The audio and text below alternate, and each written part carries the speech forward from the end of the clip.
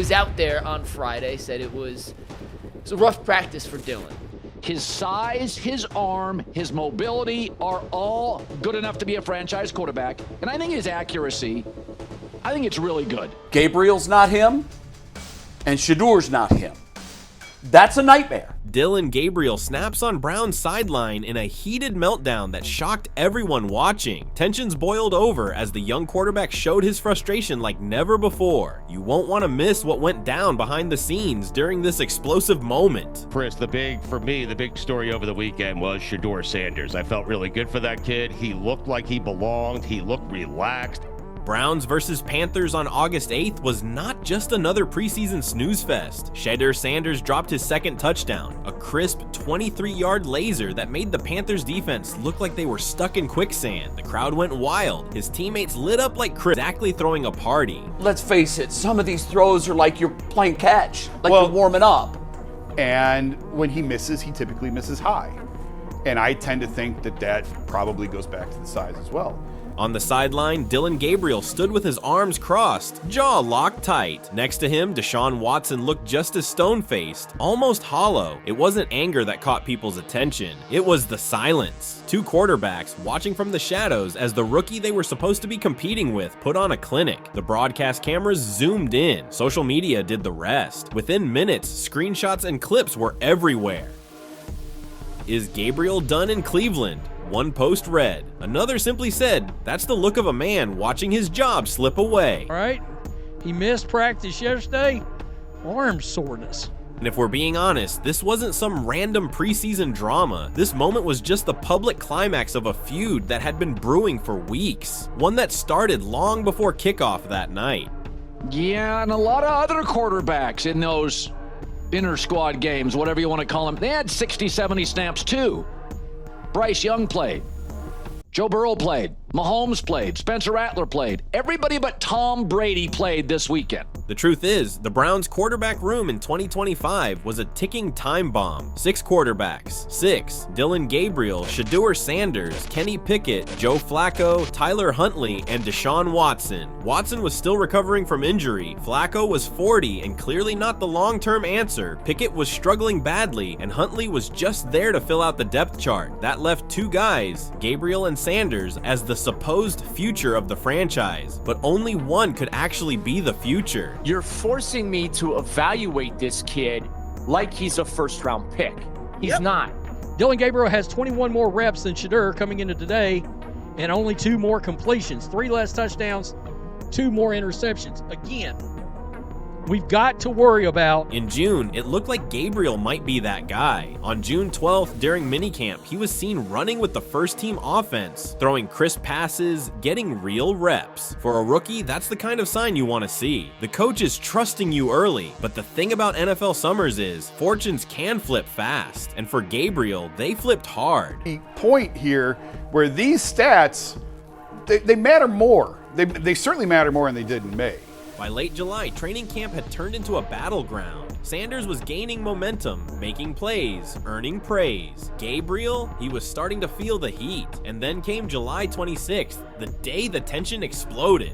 But like you said it, Shedeur, first off, he's a gamer. That's one thing, like, he's one of those guys, and I played with guys like this in the NFL. That morning, Browns training camp was running like usual. The 2 rookies were sharing reps, running drills, and fighting for every snap. Then words were exchanged. According to multiple reports, it wasn't just trash talk, it was personal. Respect, status, power, those 3 things are currency in an NFL locker room, and both guys wanted all of it. The verbal sparring escalated into shoves, teammates stepped in, and suddenly it was inches away from being an all-out brawl. Ton that we need to learn from in this game, and we will.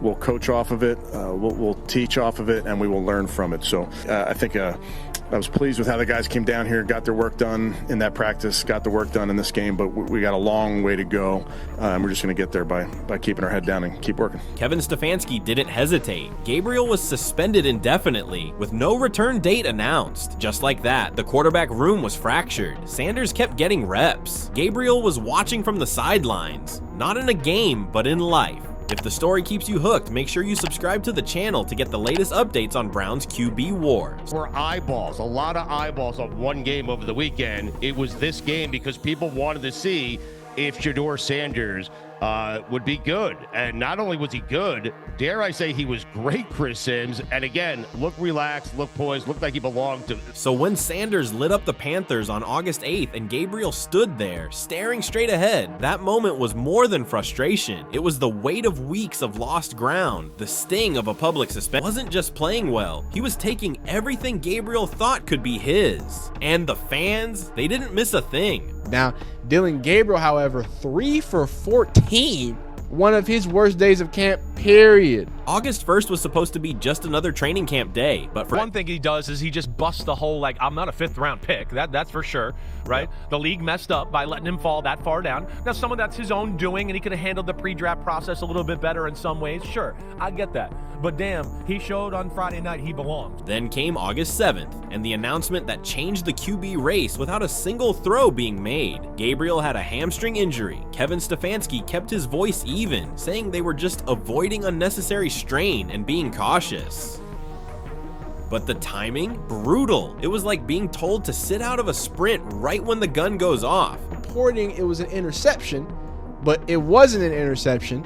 It was for 1v1s. No one has ever counted the 1v1s for the, you know what I'm saying? That's just not how we get down. This was early preseason, the reps that can define a player's rookie year. And while Gabriel was sidelined in sweatpants, Sanders was out there taking snaps, building chemistry, and giving the coaches something new to smile about. Inside the locker room, the whispers started again. Some guys said the injury was legit. Others, less kindly, joked that it saved him from another day like August 1st. I thought those 2 touchdowns passes were really beautiful passes. The worst part, sitting out didn't just mean missing throws, it meant missing the moments, the conversations with receivers after a big gain, the subtle nod from a coach after a sharp drive, all those little things that make a quarterback part of the heartbeat of the team. Instead, Gabriel was stuck being a spectator in the one competition he couldn't afford to watch from the sidelines. And then came August 8th, Browns versus Panthers, Shedeur Sanders' big night. That 74% completion percentage, which led the FBS last year, that wasn't just because he didn't want to throw the ball away or he didn't want to complete a Hail Mary. That is legit accuracy. Sanders went 14 of 23 for 138 yards, 2 touchdowns, and 0 interceptions. He didn't just play well, he played like the game had slowed down for him. The Panthers' defense looked confused, even caught off guard as he dropped in deep shots and made smart, clean throws under pressure. Pleased with Shedeur, pleased with the offense. Again, not perfect, plenty that we can work on, but I thought the guys did a really nice job of Shedeur and operating, the guys making plays, so again, a ton to teach off of. And what did the Browns say about all this? Absolutely nothing, the media asked. Stefanski dodged. The press conferences were filled with the usual, we're focused on the next game cliches, which, if you know NFL politics, usually means there's more going on behind closed doors than they want to admit. Now, you can't talk about Gabriel's sideline frustration without talking about him, Shedeur Sanders. Disgusting, dog. Wrap it up, dog. Now put yourself in Gabriel's shoes. Suspended in late July after a near brawl with this same guy, watching him grow in influence, even swaying how coaches run the offense. And then, on August 8th, watching him light up Carolina's secondary while you're stuck in street clothes with a sore hamstring. You already saw us react to Dillon Gabriel seemingly struggle with pre-snap. The last pick he threw when he stepped up and threw it in that red zone, right? And it's not hard to connect the dots. Gabriel's meltdown wasn't just about one touchdown. It was about watching someone else win your reps, your momentum, and maybe even your future with the team. The Browns think of Cleveland or think of Dillon Gabriel as having a superhuman-like processing speed. And that would, I'm not mad at that. There's actually nothing wrong with that. And that's the thing. Sanders' confidence, his voice in that huddle, and his ability to back it all up. That might have been the real trigger behind Gabriel's sideline snap. It is a poorly owned franchise with a GM that got an extension based basically on one big trade that got him DJ Moore and draft pick. If you followed football for more than 5 minutes, you already know Cleveland isn't just a city, it's a quarterback graveyard. This is the place where careers come to die, where talent gets buried under playbooks thicker than a phone book, and where every franchise savior somehow ends up on a "where are they now" special.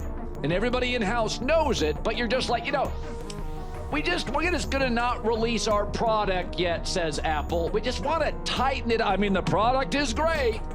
It's gonna be revolutionary, but it's just not quite there. The pattern is always the same: mismanaged talent, conservative play calling, and enough internal dysfunction to make a reality TV producer salivate. No matter who's under center, the Browns somehow find a way to turn promise into disappointment. So when you see Dillon Gabriel and Shedeur Sanders locked in a high-stakes, ego-fueled battle, it's not just a camp rivalry, it's the next chapter in a cursed lineage. Two fresh faces stepping into the same quicksand that swallowed up a generation of QBs before them. Like this video and subscribe to the channel to get more updates on Browns quarterback situation.